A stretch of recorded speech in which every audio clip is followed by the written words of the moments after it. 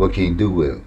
After setting the groundwork for lots of money to be made in Boston, Pep returned to Detroit, and he started working with Eddie Jackson, who was fresh out of federal prison after serving about 9 years on a 30-year term from the late 1970s that we featured in the Motown Mafia documentary. I say, yeah, I can handle it, man. I can move it. I say, but Mr. Jackson, just like I said, Mr. Jackson, I'm going to tell you right now, before you hear in the streets, I'm leaving town. I'm going to Boston. I'm not going to be here, so I don't want nobody to tell you think I ran off with your bag. Man, if I'm 14, 15 at the time, he might have been 19. Well, and he was already... He was already knee deep in it.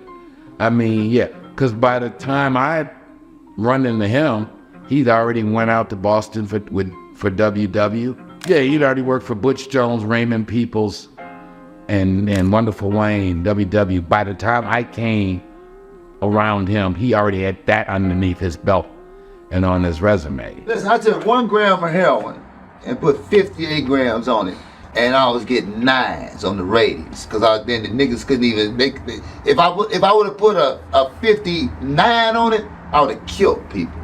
And the most interesting sub-story of all occurred, well, we just know this happened from the streets, and Eddie Jackson and Courtney Brown knew this happened, but it never made it into the indictment. The indictment only had those 3 loads I mentioned. At some point during one of the mule trips that, again, didn't even make it into the case, because Miss Lampkin didn't put Eddie Jackson or Richard Wakefield into the case at all. The feds did not have them in the case, even though we now know they were selling some or all of the dope. Well, Eddie Jackson was.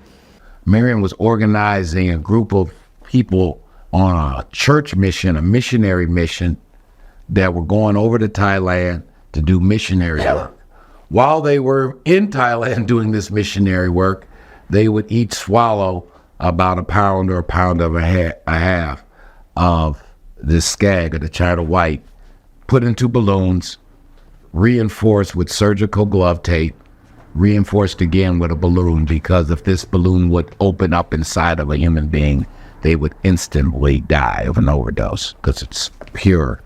It's 93% pure. I mean, that much of it can overdose a person. As it was recounted to me, when they would get, they pick up the church people from the airport, they'd all go to their house over there off of, I believe it was like 6 Mile in Wyoming. Each woman would then take a thimble of shampoo. If you swallow shampoo, it causes for your body to immediately reject everything in the stomach, causing for a clean of everything inside of your stomach. Wipe off the balloons, open it up, voila. They ran that for a year. And the reason why it all came to an end was on one of those missionary trips, one of the women had a substance abuse issue. The thought of that pure product inside of her and her Jonesing made her make a horrible decision. So somehow I believe she must have believed that she could control her, and tried to do some old-fashioned, put your finger down your throat, thinking that she just one balloon, which would give her access to the product.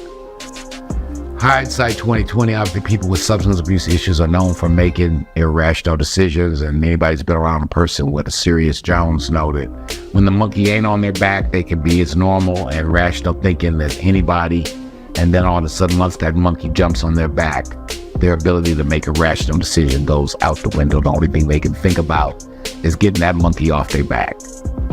And obviously that's what happened, because this woman went and attempted to get a balloon out of her stomach and caused the balloon to burst, causing her to immediately. That, of course, caused for everybody on the plane to be detained. As it was told to me, the other 20-some-odd women who were on that flight, pretty standard procedure when something like this, you put in a room where the toilets don't flush. One way or the other, what's inside of you is going to come out, either through the back or the front. And there is nowhere for it, whatever comes out, to go away because the toilets don't flush. They're in there, all the drugs are found, and so it was told to me, I think each woman got like 20 years in Thailand, sleeping on rice paddies, as it was said. None of this was even in Miss Lampkin's indictment. Her indictment was really only her, George Kelly, and maybe the courier, one or two couriers. This is all a secret. So even though we always say we only talk about things been adjudicated, well, everyone's deceased or already was punished for something else and is long past the statute of limitations. But 20 or so mules, as best we know, were caught with 10 bricks before they left Thailand, did a bunch of time, and this was all orchestrated by Marian Lampkin and Richard Wakefield from his Milan jail cell. Now, Miss Marian, after this debacle with the flight, she's indicted, but it seems she was given bond, or she was able to pay her bond. And she bonded out.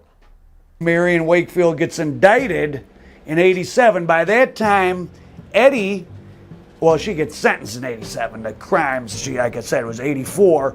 So they were probably building the case on her while Eddie was running through more heroin that she had come in.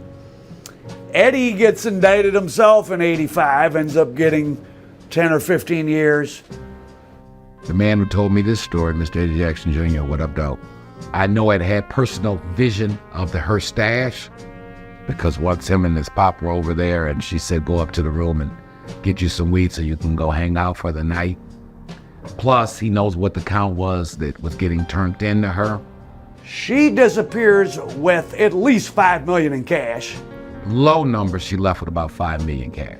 Some of it was supposed to be Wakefield's, but I mean, I'm sure he made a lot of money. So yeah, she joins the very short but exclusive list of people who have been involved in this Motown Mafia thing since 1969 of John Claxton, Frank Matthews, and Miss Marian, all multi-kilo dealers, all who left with over $1 million and have never been seen again.